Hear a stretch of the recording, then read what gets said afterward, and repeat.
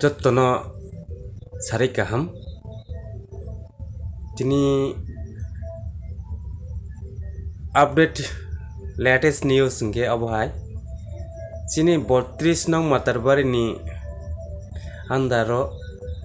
je candidate chongoi bumung roholai mani abuna ang narongni jottoni lokoni thanio tini srai ke sawi khanaronai te ha ke ba phonoknai sabo ni bumung rohorjaka je blaine excited ingjak borok haisi o khorok bani bisingo sabo manai sabo maya keb sai maya kho to phano khana hangke khana basoni pure silai masnai ne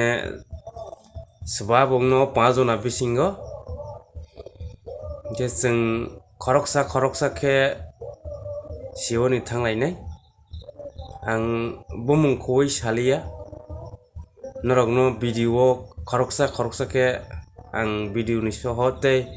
bumung sui rosiono balaine wansong naikha hangke sini lasima digi thango haya ke ba lok o जों seat no nailayo himbu besibak hoiman tamani humalle जों jodi si sini wansok mung kaham na ke sini matarbari ni ngai khoroksa khai si candidate ni list khainani tongmani pia onek durbai go first to 7 jona singkha aine second time o 2 jona ni bumung tanglai te 5 jona tak selected tomoni bising o sabo ni bumung phaina abato bobagrani uporo singsnai to phon narokna ang clearly punuknai sabo matarbari ni bisingtei candidate bumung rokha hayake ba candidate ni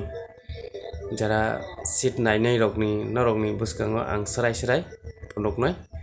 ke jotto si manai chini 32 matarbari ni andaro sabo nai tong ge abo narok video purana si manai ge phati asukno video tinini ke narokno ang kisa video bumung sui rosnai ge narok abono si masnai